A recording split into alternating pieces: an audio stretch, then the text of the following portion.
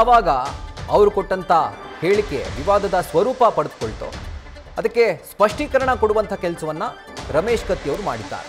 ನನ್ನ ಹೇಳಿಕೆಯನ್ನ ತಿರುಚಲಾಗಿದೆ, ಈ ರೀತಿಯಾಗಿ ಅವರು ಸ್ಪಷ್ಟನೆಯನ್ನ ಕೊಟ್ಟರು. ಡಾಲ್ಬಿ ಹಚ್ಚಲು ನನಗೆ ಅಭಿಮಾನಿಗಳು ಒತ್ತಾಯಿಸ್ತಾ ಇದ್ರು, ಆಗ ನಾನು ಬ್ಯಾಡ್ರೋ ಅಂತ ಹೇಳಿದ್ದೆ ಅಂತ ಹೇಳಿದ್ದಾರೆ. ಅಂದರೆ ಬ್ಯಾಡ ಅಂತ ಹೇಳಿಲ್ಲ, ಬ್ಯಾಡ್ರೋ ಅಂತ ನಾನು ಹೇಳಿದ್ದು. ನನ್ನ ಗೆಲುವನ್ನು ಸಹಿಸೋಕ್ಕಾಗದೆ ವಿರೋಧಿಗಳು ನನ್ನ ಹೇಳಿಕೆಯನ್ನು ತಿರುಚಿದ್ದಾರೆ. ಜೊತೆಗೆ ಯಾರಿಗಾದ್ರೂ ನೋವಾಗಿದ್ರೆ ವಿಷಾದವನ್ನು ವ್ಯಕ್ತಪಡಿಸ್ತೇನೆ ಅಂತ ಬೆಳಗಾವಿಯಲ್ಲಿ ಮಾಜಿ ಸಂಸದ ರಮೇಶ್ ಕತ್ತಿ ವಿಡಿಯೋ ಹೇಳಿಕೆಯನ್ನು ಬಿಡುಗಡೆ ಮಾಡಿದ್ದಾರೆ. ಸೊ ರಮೇಶ್ ಕತ್ತಿ ಅವರು ಆಗ ಏನು ಹೇಳಿದ್ರು, ನಂತರ ಅದಕ್ಕೆ ಏನು ಸ್ಪಷ್ಟೀಕರಣ ಕೊಟ್ಟಿದ್ದಾರೆ ನೋಡೋಣ ಬನ್ನಿ.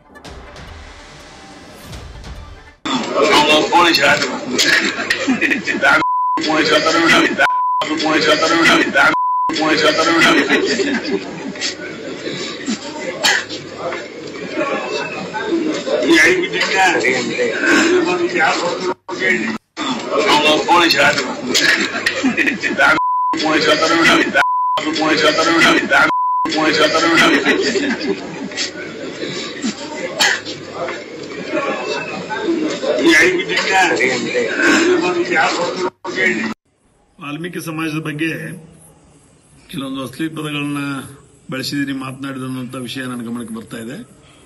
ಆ ನಿಟ್ಟಿನಲ್ಲಿ ಈ ಸಂದರ್ಭದಲ್ಲಿ ಆ ಒಂದು ವಿಡಿಯೋನ ರಾಜಕೀಯ ದುರುದ್ದೇಶದಿಂದ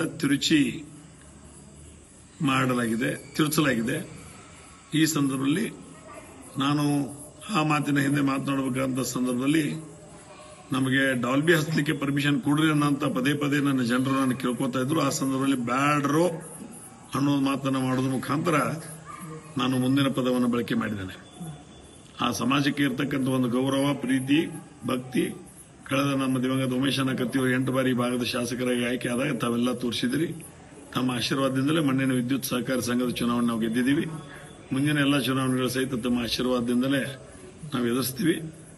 ಈ ಒಂದು ಸಂದರ್ಭದಲ್ಲಿ ಇವತ್ತು ಆ ಒಂದು ಆಡಿಯೋ ಮುಖಾಂತರ ರಾಜಕೀಯ ಶೇಡನ್ನು ತೆಗೆದುಕೊಳ್ಳುವಂತ ಜನ ಇವತ್ತು ಹುಕ್ಕೇರಿ ವಿದ್ಯುತ್ ಸಹಕಾರಿ ಸಂಘದ ಸೋಲನ್ನು ಅನುಭವಿಸಿದ ಸಂದರ್ಭದಲ್ಲಿ ಅದನ್ನ ಅರಗಿಸಿಕೊಳ್ಳಲಾಗದೆ, ಜೊತೆಗೆ ಇವತ್ತು ಡಿಸಿಸಿ ಬ್ಯಾಂಕಿನಲ್ಲಿ ನನ್ನನ್ನು ರಮೇಶ್ ಕತ್ತಿಯನ್ನು ಸೋಲಿಸೇ ತೀರ್ಬೇಕನ್ನುವಂತ ಹಠ ತೊಟ್ಟಿರ್ತಕ್ಕಂಥವ್ರು ಇವತ್ತು ನಾನು ಸೋಲದೆ ಇವತ್ತು ಜಯಬೇರೆ ಆದಂತಹ ಸಂದರ್ಭದಲ್ಲಿ ಅದನ್ನು ಸಹಿತ ಅರಗಿಸಿಕೊಳ್ಳದೆ ಆಗಿರ್ತಕ್ಕಂಥ ಜನ ಇವತ್ತು ರಾಜಕೀಯವಾಗಿ ಅದನ್ನ ತಿರುಚುವಂತ ವ್ಯವಸ್ಥೆಯನ್ನು ಮಾಡಿದ್ದಾರೆ.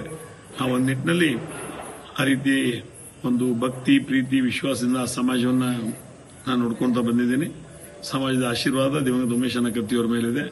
ಅವರೆಲ್ಲ ಆಶೀರ್ವಾದದಿಂದಲೇ 8 ಬಾರಿ ಶಾಸಕರಾಗಿ, ಮಂತ್ರಿಗಳಾಗಿ ತಮ್ಮೆಲ್ಲರ ಸೇವೆಯನ್ನು ಮಾಡಿದ್ದಾರೆ. ನಾನು ಸಹಿತ ಒಮ್ಮೆ ಲೋಕಸಭಾ ಸದಸ್ಯನಾಗಿ ತಮ್ಮೆಲ್ಲರ ಸೇವೆ ಮಾಡಿದ್ದೇನೆ.